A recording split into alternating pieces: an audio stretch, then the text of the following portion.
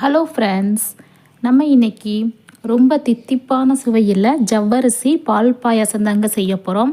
ரொம்ப ஈஸியாக செஞ்சிடலாம். இதுக்கு நெய், முந்திரி, திராட்சை எதுவுமே தேவையில்லைங்க. ஜவ்வரிசி, பால், ஜீனி இருந்தாலே போதுங்க. நல்ல சுவையான பால் பாயாசம் செஞ்சிடலாம். நம்ம பாயாசம் சாப்பிட்ணும் ஆசையாக இருந்துச்சுன்னா டக்குன்னு இந்த மாதிரி செஞ்சு சாப்பிட்டு பாருங்கள். ரொம்ப டேஸ்ட்டு நல்லாயிருக்கும். இப்போ வாங்க இந்த பாயாசம் எப்படி செய்கிறதுன்ட்டு பார்க்கலாம். ஃபஸ்ட்டு ஒரு கடாயில் 1 கப் அளவுக்கு ஜவ்வரிசி எடுத்துருக்குறாங்க. பொடி ஜவ்வரிசி தான் எடுத்திருக்கேன், நைலான் ஜவ்வரிசி. இதை நல்லா வறுத்துக்கலாம். இந்த ஜவ்வரிசி வறுக்கும்போது நல்லா படபடன்னு சவுண்டு கேட்கும். நல்லா வெள்ளையாக வரணும். அந்தளவுக்கு ஸ்டவ்வை லோ ஃப்ளேமில் வச்சு இந்த ஜவ்வரிசியை வறுத்துக்கலாம்.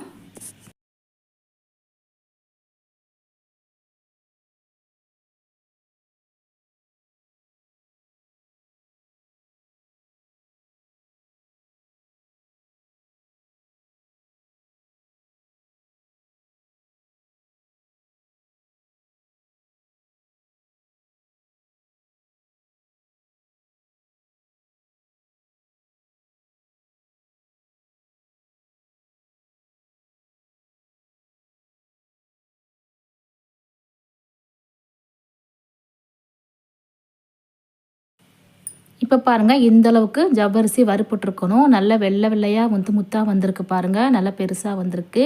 இதை அப்படியே தனியாக ஒரு பிளேட்டில் எடுத்து வச்சுக்கலாங்க. இப்போது அடுத்ததாக இன்னொரு கடாயில் 1 கப் அளவுக்கு தண்ணி சேர்த்துக்கலாம்.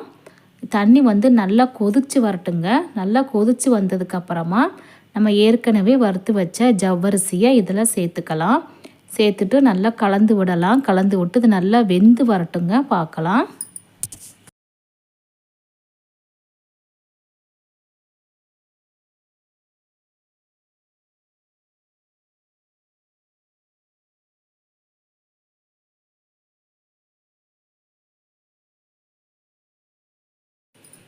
இப்போ பாருங்கள், ஜவ்வரிசி பாருங்கள் தண்ணியெலாம் நல்லா வத்திருச்சு. ஜவ்வரிசியும் நல்லா வெந்துடுச்சு பாருங்கள். இப்போ இந்த ஸ்டேஜில் 3/4 கப் அளவுக்கு ஜீனி சேர்த்துக்கலாங்க. சேர்த்துட்டு ஒரு 5 நிமிஷம் போல் இது நல்லா வேகட்டும். இந்த ஜீனிலே இன்னும் நல்லா வெந்துடுங்க. நல்லா கண்ணாடி மாதிரி வரணும் ஜவ்வரிசி, அந்தளவுக்கு வேகணும்.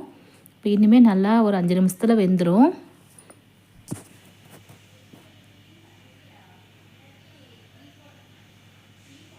இப்போ பாருங்கள், நல்லா வெந்துடுச்சு பாருங்கள். இப்போது நம்ம ஸ்டவ்வை ஆஃப் பண்ணிடலாம். நீங்கள் விருப்பப்பட்டால் நீங்கள் ஏலக்காய் பொடி போட்டுக்குங்க. என் குழந்தைங்க ஏலக்காய் பொடி வாசனை பிடிக்காது அவங்களுக்கு, என் குழந்தைங்களுக்கு. அதனால் நான் ஏலக்காய் பொடி சேர்க்கலைங்க. இப்போ ஸ்டவ்வை ஆஃப் பண்ணிவிட்டு நம்ம ஏற்கனவே காய்ச்சி வச்ச கெட்டியான பாலை இதில் சேர்த்துட்டு ஒரு தடவை நல்லா கலந்து விட்டுட்டு மூடி வச்சிடலாங்க. ஒரு 10லேருந்து ஒரு 15 நிமிஷம் கழித்து பார்க்கலாம் எப்படி இருக்குன்ட்டு. ஸ்டவ்வை ஆஃப் பண்ணிவிட்டு தான் நம்ம பால் சேர்க்கணும், இல்லைன்னா திரிஞ்சு போயிடும். இப்போ ஒரு 10 நிமிஷம் கழித்து பார்க்கலாம் எப்படி இருக்குன்ட்டு. அப்படியே மூடி வச்சிடலாங்க. இப்போ பாருங்கள், நல்லா பாலில் நல்லா ஊறிடுச்சு பாருங்கள். நல்லா சுவையான பாயாசம் ரெடி ஆயிடுச்சு. இந்த ஜவ்வரிசி பால் பாயாசம் வயிற்று புண்ணுக்கெல்லாம் ரொம்பவே நல்லா கேட்குங்க.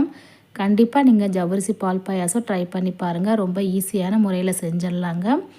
ஓகே ஃப்ரெண்ட்ஸ், இந்த வீடியோ உங்களுக்கு பிடிச்சிருந்துச்சின்னா நம்ம சேனலுக்கு லைக் பண்ணுங்கள், கமெண்ட் பண்ணுங்கள், சப்ஸ்கிரைப் பண்ணுங்கள். தேங்க்யூ.